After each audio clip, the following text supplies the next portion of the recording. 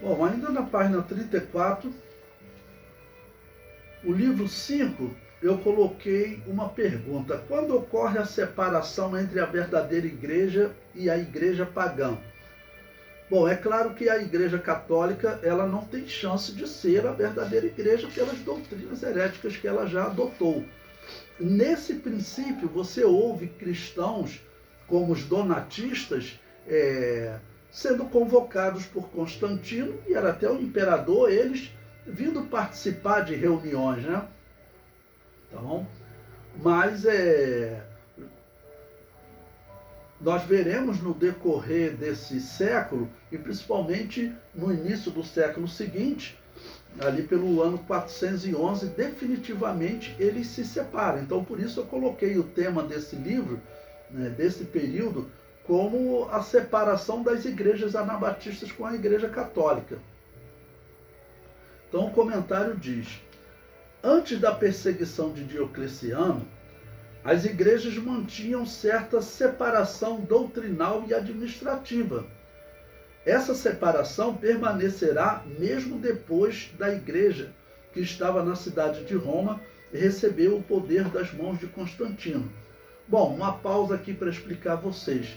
Considerando que nós estamos próximo do ano 330, eu falei com vocês que o ano 160, mostrei até historiadores falando, desde o ano 160, já havia separação entre a igreja de Roma e determinadas igrejas, principalmente as igrejas pentecostais. Elas não tinham comunhão com a igreja de Roma. Uma das pontos era por conta de alterações doutrinárias que eles estavam fazendo, tá bom? Mas principalmente porque essa igreja, em toda perseguição, tinham sempre os bispos que aceitavam adorar o demônio para não morrer. Então eles estavam separados, ok?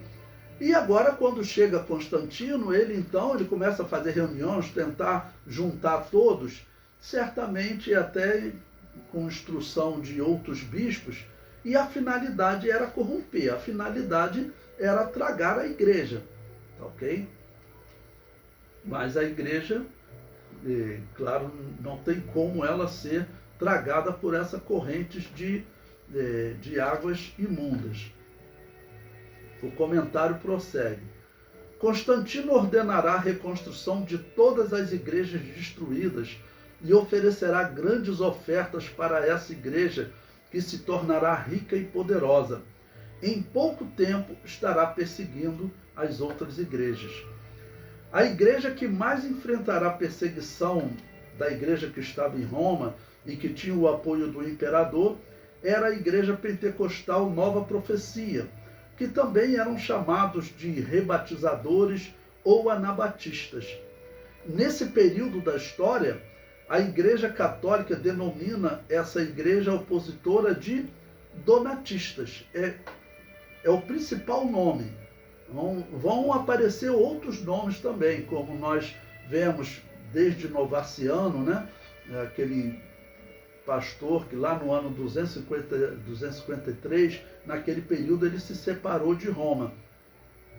Ele era da igreja de Roma, mas ele falou, olha, não posso ter comunhão com quem aceita adorar o demônio para não morrer. Esse foi o motivo e os historiadores falam sobre isso. Então, mas nesse período, essa igreja donatista era uma igreja muito grande que estava na África. Os próprios católicos testemunham que ela era maior que a igreja católica. Seria como hoje comparar a Assembleia de Deus com a igreja católica. Veja a quantidade de templos da igreja católica e, por exemplo, da Assembleia de Deus. Ok? A comparação é exatamente essa. O comentário prossegue. A igreja pagã será formada dos bispos traditores. Lembre-se, traditores significa traidores ou caídos, aqueles que negaram a fé. Como Eusébio de Cesareia e Silvestre, que será chamado de Papa Silvestre I. A igreja cristã será formada dos bispos que fugiram para não serem mortos na perseguição. porque os que ficaram da igreja verdadeira, eles foram mortos, muitos foram mortos na perseguição de Diocleciano. A igreja pagã se tornará rica, poderosa e perseguidora. A igreja cristã fará oposição a essa igreja organizada por Constantino e sofrerá perseguição. A igreja verdadeira sofreu perseguição devido à união entre o Império Romano e a Igreja de Roma.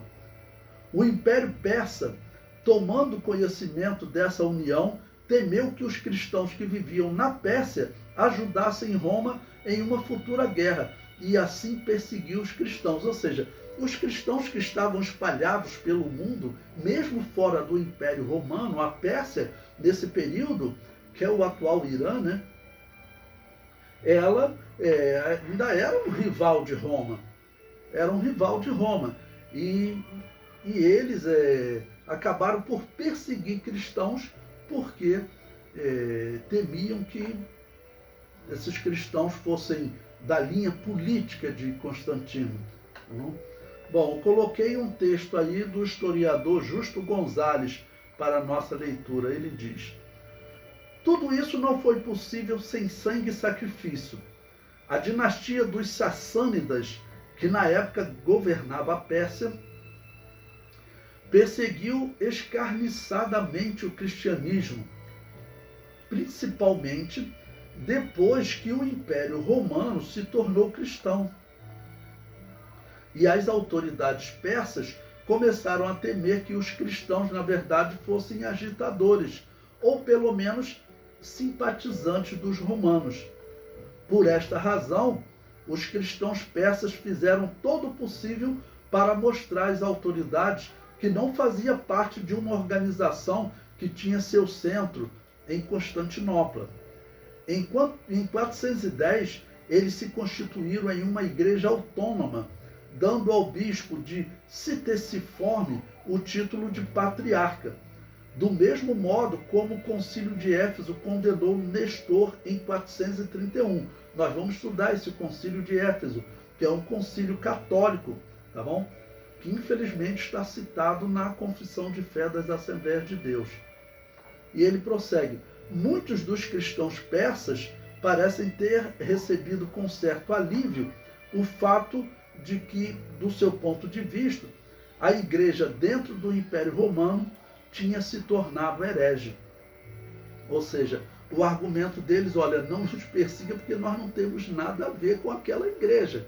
Não? Mas acabaram tendo algumas perseguições, mas eles mudaram até nomes para não usar mais bispos, começaram a usar patriarca, isso lá no Irã, no atual Irã, né? Na antiga Pérsia.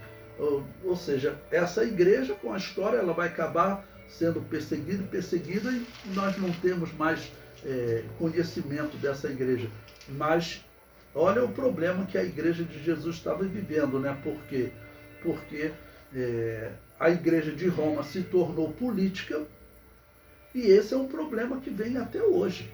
Até hoje, os países árabes, e entre eles a Pérsia, o Irã, né? Eles olham para os cristãos com ressalvas. Já teve pastores que abriram igreja lá no Irã e tinha um pastor que estava até sendo julgado lá com ameaça de ser condenado à morte, porque eles olham para o cristianismo como um grupo político, porque eles olham para a história da Igreja Católica, pensam se tratar, né, da Igreja cristã, pensam se tratar do cristianismo e assim eles acabam por perseguir os cristãos.